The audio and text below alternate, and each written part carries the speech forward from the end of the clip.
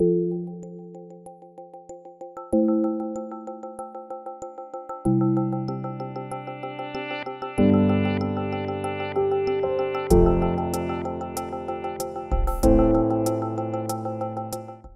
thanks so much for inviting us to your beautiful, Thomson Reuters headquarters. Anytime. Happy to be here. It's great to see you again, as we were proud to be here for International Women's Day, and again at your offices for conversation about inclusion and blockchain, et cetera, et cetera. So maybe the best way to start is if you could just tell us a little bit about your amazing background and how you got here. Okay, happy to. Hopefully it's amazing. I don't know about that, I'm but sure. I'll share with you my background. I wouldn't have asked you if it wasn't amazing. There you go. Excellent. Good question. So I've been at Thomson Reuters for 6.5 years, and I run corporate responsibility, sustainability, and diversity and inclusion for the company globally.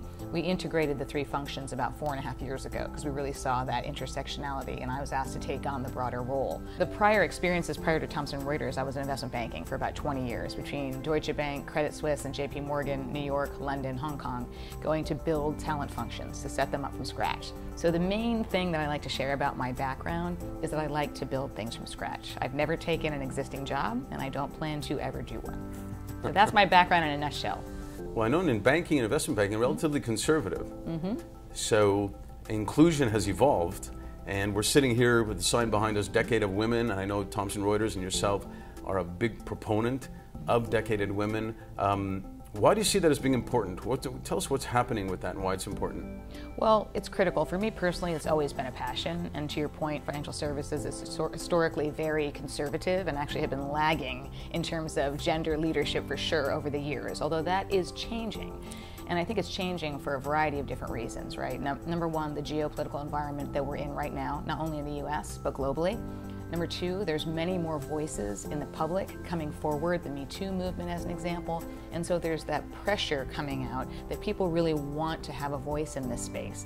But then from a corporate, a business perspective, I look at it as three primary drivers.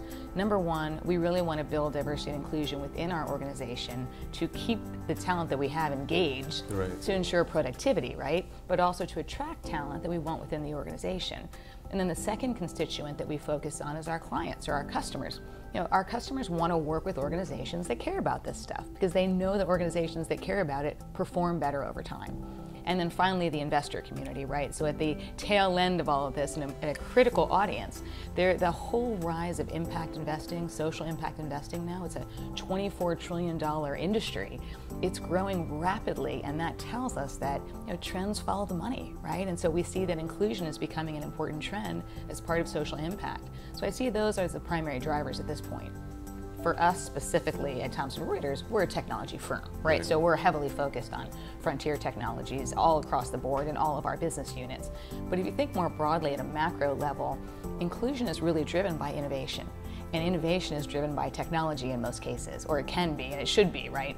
And so that's where the linkage comes in. So innovation in terms of product development, in terms of initiatives, but also I see the link between technology, innovation, and data, right? There's an increased need for data transparency, better data, more benchmarking around the data that we have. And from an inclusion perspective, we're very focused on ESG data, so environmental, social governance data, particularly the S, the social data, and to have the technologies to allow us to have better data allows us to perform better around diversity and inclusion.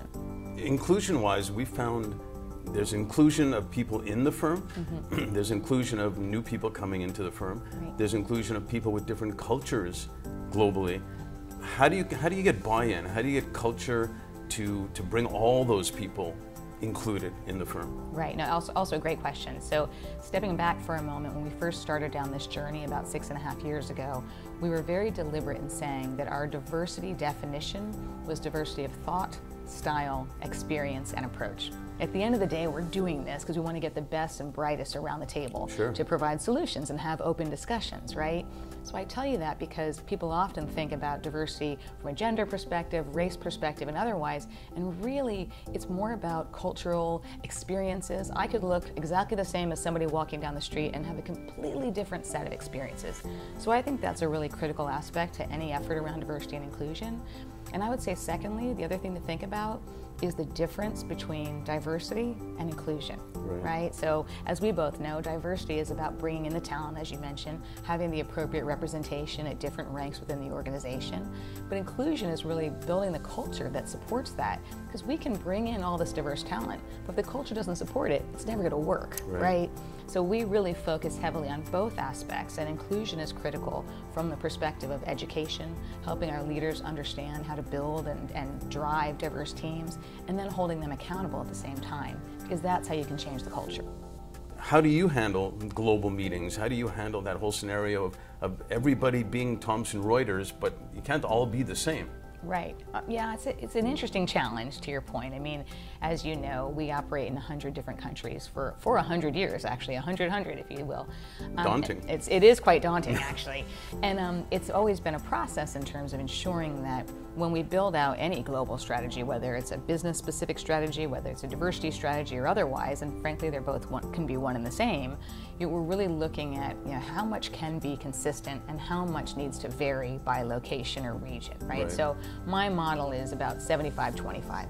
If you have that 75% consistency, you can then modify the 25% by region. It's not an exact science, but it gives you kind of a framework to work with. I think what it boils down to for us, and certainly in my own experience, and I've had the opportunity to live in 3 different continents myself and travel quite a bit, it's education.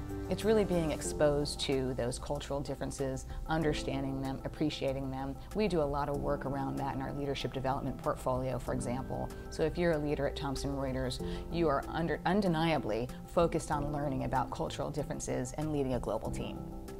Thanks for all the great work you're doing, and thanks for being a leader who cares.